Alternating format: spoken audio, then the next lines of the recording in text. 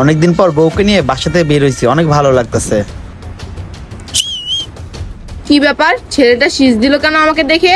আসলে মেয়েটা দেখতে অনেক সুন্দর। আরে মনি, কি হলো? তুমি এভাবে দাঁড়ায় গেলা কেন? আরে কিছু না, এমনিতে একটু দাঁড়ায় গেছিলাম। ঠিক আছে, তাহলে চলো। যাক, আরেকবার ইশারা দিয়ে ডাকি। ছেলেটা আমাকে দেখে আবারও শীষ দিল। আরে মনি, আবার কি হলো তোমার? আবার কেন দাঁড়ায় গেলা তুমি? আরে কিছু না, জুতার ভিতর জানি কি হয়েছে, এই জন্য দাঁড়ায় গেছি। আচ্ছা ঠিক আছে, চলো। আচ্ছা, আবারও শীষ বাজালো। এই ফোন নাম্বারটা দিয়ে যাও তোমার। আরে নয়ন, দেখো না, ওই ছেলেটা কতক্ষণ ধরে আমাকে ইফটিজিং করছে, আবার ফোন নাম্বার চাচ্ছে এখন। এই রে, আমার নামে মনে হয় বিচার দিয়ে দিছে। কি বলতেছো? ঠিক আছে চলো। কিরে, তোর কত বড় সাহস? তুই কিনা আমার বউকে ইফটিজিং করতেছস? তোর ঘরে কি মা বোন নাই? আরে কলা ছাড়েন মিয়া, আমার বাসায় মা বোন আছে ঠিকই। আপনার বউকে আমি ইফটিজিং করছি কারণ আপনার বউকে আমার পছন্দ হয়েছে। বুঝতে পারছেন আপনি আমার কথা? দেখেন ভাই, ঝগড়াঝগড়ি করে কোনো লাভ নেই। আপনার বউকে পেতে হলে আমার কত টাকা দিতে হবে আপনি আমাকে বলেন। কিরে, তুই এসব কি বলতেছস? তুই কি ভাবছিস ও কোনো বাজারে মেয়ে? ও কোনো বাজারে মেয়ে না, ও আমার ওয়াইফ। আর তুই কি বলতেছস টাকার জন্য আমি ওকে তোর কাছে বিক্রি করে দেবো? তুই কি পাগল হয়ে গেছিস বেটা? শোনেন ভাই, আমাদের বড় লোকদের কাছে সব মেয়েরাই বাজারের মেয়ে। যেই মেয়েদের আমাদের ভালো লাগে সেই মেয়েদেরকে আমরা টাকা দিয়ে কিনে নিই। আরে ছেলেটার কথা শুনে মনে হচ্ছে ও অনেক বড় লোক। কি যাবো আমার সাথে? কি তোর অনেক টাকা? তার জন্য কি তুই রাস্তাঘাটে মেয়েদেরকে ইফটিজিং করবি? আমি বুঝতে পারছি, তোকে শিক্ষা দেওয়ার জন্য আমাকে থানায় এখনই কল দিতে হবে। আমি এখন থানায় কল দিচ্ছি। দাঁড়াও নয়ন, পুলিশকে কল করতে হবে না। এইসব বাজে ছেলেদেরকে শিক্ষা দেওয়ার জন্য আমার কাছে একটা ওষুধ আছে। মেয়েটা অনেক চালাক। আর তুমি এসব বাজে ছেলের কথা রাখো তো, এমনি অনেক লেট হয়ে যাচ্ছে, চলো বাসায় যাই। তোমার জন্য ওকে ছেড়ে দিচ্ছি, তা নাহলে ওর খবর খারাপ হতো। চলো। ছেলেটার মনে হয় অনেক টাকা। আমার মনে হচ্ছে মেয়েটা আবার আসবে, আমি এখানেই দাঁড়ায় থাকি। মনি, তোমার জন্য, তা নাহলে ছেলেটা আজকে খবর ছিল ও কিনা তোমার সাথে ইফটিজিং করতেছিল। আরে নয়ন দাঁড়াও তো, আমার বান্ধবী আমাকে মেসেজ করছে, ওর নাকি অনেক অসুস্থ, ওর সাথে আমাকে দেখা করতে যেতে হবে। কি বলতেছো? এই ভর দুপুরে তুমি একা একা তোমার বান্ধবীর বাসায় যেতে পারবা? হ্যাঁ যেতে পারবো। তুমি এক কাজ করো, তুমি বাসায় যাই রেস্ট করো, আমি আমার বান্ধবীর সাথে দেখা করে আসি। আরে বেশিক্ষণ না, 1-1.5 ঘন্টার ভিতরে চলে আসবো, ঠিক আছে? আচ্ছা ঠিক আছে, যাও তাহলে। Okay bye. Okay bye.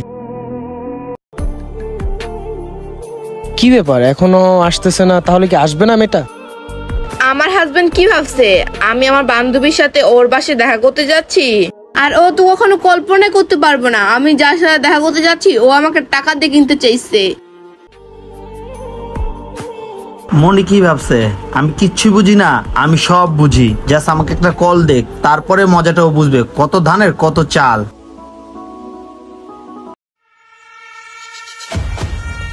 যাক, ভালোই হলো, যেটা ভাবছিলাম সেটাই হয়েছে। আমি ভাবছিলাম তুমি আসবে, তাই এখন আমি এখানে দাঁড়িয়ে আছি। কেন আসবো না? তুমি অনেক বড় লোক, তোমার অনেক টাকা আছে, আর দেখতেও তুমি অনেক কিউট এবং কি অনেক হ্যান্ডসাম। বুঝতে পারছো তুমি? কিউট তো আমি ছোটবেলা থেকেই, কিন্তু তুমি আমার ইশারাটা তো তাড়াতাড়ি বুঝে ফেললে কি করে? আরে তুমি শোনো, আমাদের মতন সুন্দরী মেয়েদের কাছে ছোটখাটো একটা ইশারাই যথেষ্ট। আর এসব কথা বাদ দাও, তুমি না আমার সাথে রুম ডেট করতে চাইছিলা? চলো। আচ্ছা দাঁড়াও 1 মিনিট, আমার একজনকে কল করার আছে, আমি একটু কলটা করে নি। আচ্ছা ঠিক আছে, কল দাও। এখনই কল দিয়ে মামাকে বলি এখানে আসতে। হ্যাঁ মামা, তুমি যা সন্দেহ করছিলা তাই হইছে, তাড়াতাড়ি চলে আসো। আরে কি ব্যাপার, আর কতক্ষণ দাঁড়া থাকতে হবে? অনেক দেরি হয়ে যাচ্ছে তো, চলো যাই। হ্যাঁ জলদি তো যাবা, কিন্তু এত তাড়াহুড়ো করে কোথায় যাচ্ছ তোমরা? আর আরে নন, তুমি এখানে? হ্যাঁ আমি এখানে। আর বাই দ্য ওয়ে, আমি তোমাকে প্রশ্ন করব, তুমি এখানে কি করতেছো? তুমি কিনা তোমার বান্ধবীর বাসায় যাইতে লইছিলা? এই ছেলেই কি তোমার বান্ধবী? হ্যাঁ নয়ন, আমি আমার বান্ধবীর বাসায় যাচ্ছিলাম, এই ছেলেটা আমাকে আবার ইফটিজিং করছিল। আরে ও আমাকে থাপ্পড় মারলো। চুপ, আর একটাও কথা বলবি না তুই। নয়ন আমার সাথে এমন করছে কেন? তুই আমাকে বুঝাচ্ছিলি এই ছেলে অন্য কেউ না, এই ছেলে আমার ভাগনা লাগে। বুঝতে পারছস মনি তুই? আর আমি ওকে বলে দিছিলাম যেন ও তোকে রাস্তাঘাটে দেখলে ইফটিজিং করে, আরো ওইটাই করছে। নয়ন তুমি কেন তোমার ভাইগনাকে দিয়ে আমাকে ইফটিজিং করালা? তুই জানিস তোকে আমি অনেকদিন ধরে সন্দেহ করতেছিলাম। তুই কিনা 2 দিন পর পর তোর বান্ধবীর বাসার কথা বলে ঘর থেকে চলে যাস। 1 রাত ঘরে আসিস না, 2 রাত ঘরে আসিস না। আর এইটাই পরীক্ষা করার জন্য সত্যি না মিথ্যে, এই জন্যই ভাগিনাকে বলছিলাম এখানে দাঁড়ায় যেন সে তোকে ইফটিজিং করে। আর বাই দ্য ওয়ে, তুই কখনো তোর বান্ধবীর বাসায় যাইতি না, তুই তো ছেলেদের সাথে পরকে করতি টাকার জন্য, তাই না?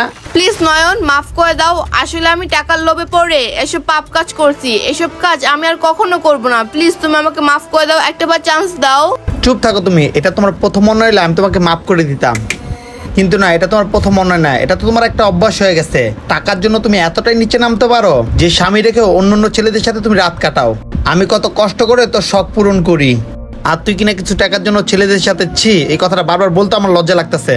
যাই হোক, তোর সাথে আর আমি দাঁড়াই এখানে আর কথা বলবো না, তোর সাথে আমার কোর্টে কথা হবে, আর কোর্টে গেলেই বুঝবি কত ধানের কত চাল। মিস মনি, আর তোর মতো মেয়েকে আমি কখনো ক্ষমা করব না। চল ভাগিনা। চলো মামা। নয়ন, তুমি আমাকে লাস্ট বারের মতো চান্স দাও নয়ন। বন্ধুরা, নারী পুরুষ সব অন্যায় মাফ করতে পারে, কিন্তু পরকীয়া কখনো মাফ করবে না। তাই বলছি, কখনো পরকীয়া করবেন না। ভালোবাসলে স্বামীকে ভালোবাসবেন, টাকার জন্য অন্য পুরুষ এবং অন্য নারীর সাথে সম্পর্কে জড়াবেন না। আমাদের এই ভিডিওটা আপনাদের কাছে ভালো লেগে থাকলে অবশ্যই টাইমলাইনে পাঠাবেন। ধন্যবাদ সবাইকে ভিডিও দেখার জন্য। নতুন কেউ থাকলে অবশ্যই আমাদের ফলো করবেন।